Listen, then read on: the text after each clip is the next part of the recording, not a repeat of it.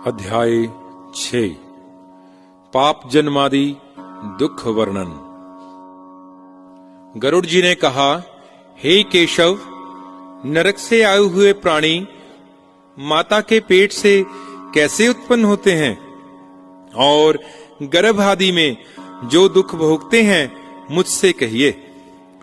श्री भगवान ने कहा, स्त्री पुरुष के प्रसंग द्वारा वीर्य और रज के गर्भ में ठहर जाने पर जैसे प्राणी उत्पन्न होते हैं वह मैं तुमसे कहता हूं। ऋतु के मध्य में पापियों की देह उत्पत्ति होती है। स्त्रियों के रजोकाल के प्रारंभिक 3 दिन में इंद्र को ब्रह्म हत्या का पाप रहता है। उन 3 दिनों में पापियों की उत्पत्ति होती है। ऋतु दर्शन होने वाले प्रथम दिन स्त्री चांडालनी, दूसरे दिन ब्रह्म हत्यारी, तीसरे दिन रजकी होती है। यही नरक से आए हुए पापियों की माता है, अर्थात नरक से आए हुए पापियों की यही माताएं होती हैं।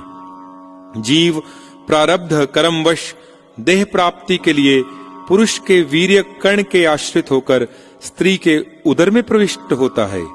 1 रात्रि में कमल, 5 रात्रि में बुदबुद होता है, 10 रात्रि में क्रकंधु नाम का होता है, मांस का पिंड होता है अथवा दूसरी योनि में अंडा होता है। इसके पीछे 2 महीने में सिर होता है और बाहु आदि अंगों का विभाग होता है और 3 महीने में नख, रोम, हड्डी, चाम और लिंग आदि छेद होते हैं। 4 महीने में 7 धातुएं बनती हैं। 5वें मास में श्रुधा त्रिषा की उत्पत्ति होती है और 6 महीने में झिल्ली होती है जिसको जरायु कहते हैं। उसमें लिपटा हुआ दाहिनी कोख में भ्रमण करता है। इस जरायु का रस धातु, रक्त आदि माता से खाए हुए अन्न, पान आदि से बढ़ता है। जरायु से दुर्गंध आती है। जिस स्थान से जीव की उत्पत्ति होती है वह विष्ठा मूत्र के गर्त सदृश है। उसी में जीव सोता है। गर्त में उत्पन्न भूखे कीड़ों से काटे जाने पर उरु क्लेश से पीड़ित होकर सुकुमार जरायु पिंड मूर्छित हो जाता है। माता से खाए हुए कड़ुए, तीक्ष्ण, नमकीन, रूखे और खट्टे आदि उल्वण पदार्थ से छुए जाने पर अंगों में वेदना होती है तथा जरायु और आंत के बंधन में पड़कर जीव कोख में शिर करके पीठ ग्रीवा को लचीला बनाए हुए पिंजरे के पक्षी के समान अंगों के चलाने में असमर्थ हो जाता है। वहां देव योग से 100 जन्मों की बातें स्मरण कर दीर्घ श्वास लेता है, अतः तनिक भी सुख नहीं मिलता। संतप्त और भयभीत जीव धातु रूप 7 बंधनों में जकड़ा रहता है तथा हाथ जोड़कर दीन वचनों से इस उदर में डालने वाले भगवान की स्तुति करता है। सप्तम मास में सचेत होकर भी जीव प्रसूति वायु से कांपता हुआ विष्ठा से उत्पन्न सहोदर कृमि के समान रेंगता रहता है। जीव कहता है, श्री के पति, जगत के आधार, अशुभ के नाश करता, शरणागत के वत्सल श्री विष्णु भगवान की शरण में जाता हूं। आपकी माया से मोहित होकर देहधारी मैं अपने शरीर तथा पुत्र स्त्री का अभिमान करके आपको भूल गया। हे नाथ, अब मैं संसार में पुनः प्राप्त हूं। मैंने कुटुंब के लिए शुभ अशुभ कर्म किया, परंतु अब कर्म के फल से मैं अकेला दग्ध होता हूं और वे कुटुंबी फल भोगी होकर अलग हो गए। यदि इस योनि से मुक्त हुआ तो आपके चरणों का स्मरण करूंगा और ऐसा उपाय करूंगा जिससे संसार से मुक्त हो जाऊं। विष्ठा और मूत्र के कूप में गिरा हुआ मैं जठराग्नि से जल रहा हूं। मैं बाहर निकलने की इच्छा करता हूं। हे भगवान, बाहर कब निकालोगे? जिस दीन दयालु ने मुझे ऐसा विशेष ज्ञान दिया उसकी शरण में जाऊं जिससे पुनः संसार में जन्म ना हो। ऐसी स्थिति में मैं गर्भ से बाहर कभी नहीं निकलना चाहता हूं। कि जहां जन्म लेने पर पाप कर्म से मेरी दुर्गति हो। अतः यहाँ बड़े दुख में स्थित भी मैं खेद रहित हूँ और आपके चरण का आश्रय लेकर अपना उद्धार करूंगा। श्री भगवान ने कहा, इस प्रकार जीव 10 मास तक गर्भ में रहकर स्तुति में बुद्धि लगाए रहता है। अतः जन्म के लिए सिर को नीचे किए हुए जीव को प्रसूति वायु प्रेरित करता है। उस वायु से प्रेरित आतुर जीव नीचे को सिर करके उच्छ्वास रहित नष्ट स्मृति होकर कष्ट के साथ बाहर निकलता है। पृथ्वी पर विष्ठा मूत्र में गिरकर कीड़े के जैसी चेष्टा करता है। ज्ञान के ना रहने पर विपरीत गति को प्राप्त हो बहुत ही रोता है। गर्भ, रोग, शमशान और पुराण के सुनने पर जैसे वृद्धि होती है, यदि वह स्थिर बनी रहे तो संसार रूपी बंधन से कौन ना छूट जाए।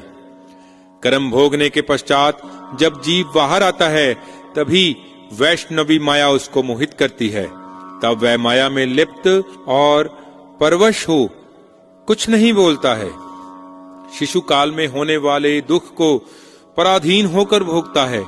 अभिप्राय को नहीं जानने वाले प्राय प्राणी से उसका पालन पोषण होता है। इच्छा के विरुद्ध होने पर भी वह मना करने में असमर्थ रहता है। जूं, खटमल आदि से दूषित मल मूत्र से अपवित्र शैया पर सोया हुआ जीव कीड़ों तथा मल मूत्र के कारण अंगों में उत्पन्न खुजलाहट को दूर करने में तथा उठने में असमर्थ होता है। जैसे कृमि कीड़े को काटते हैं, उसी तरह उस ज्ञान रहित रोते हुए बालक की नर्म त्वचा में डंक, मसा, खटमल आदि काटते हैं, जिससे वह बालक रोता है। इस प्रकार जीव शिशु काल के दुखों को भोगकर पुनः किशोर अवस्था के दुख को भोगता है। उसके बाद यौवन अवस्था को प्राप्त कर आसुरी संपत्ति प्राप्त करता है। यौवन के आने पर दुर्व्यसन में आसक्त होकर नीच के संग में लगा रहता है। शास्त्र तथा सत्पुरुषों का शत्रु होता है और काम में लंपट हो जाता है। देव माया स्त्री को देखकर उसके कटाक्ष आदि भावों के वशीभूत होकर तथा लोभ में आकर अग्नि में प्रतिंगा के समान अंधतम महामोह में गिरता है। हरिण, हाथी, पतंगा, भौरा और मीन, मछली, ये 5 एक एक विषय के लोभ में पड़कर मारे जाते हैं। और एक यह प्रमादी पुरुष जो 5 इंद्रियों से 5 विषयों को सेवन करता है, वह क्यों न मारा जाए। इच्छा अनुसार वस्तु के ना मिलने से अज्ञान के कारण देह के साथ बढ़ाने वाले क्रोध तथा शोक के वशीभूत होता है।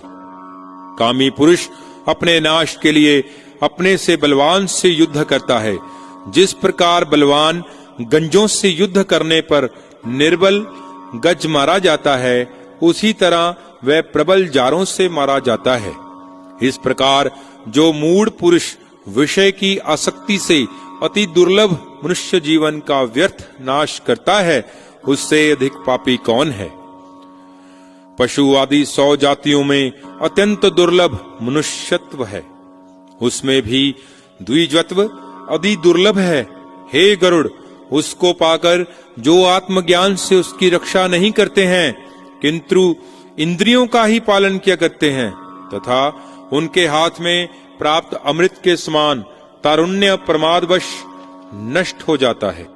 उसके पश्चात जीव वृद्धता को प्राप्त होता है और महाव्याधि से व्याकुल हो मृत्यु पाता है तथा पहले की भांति नरक में जाता है।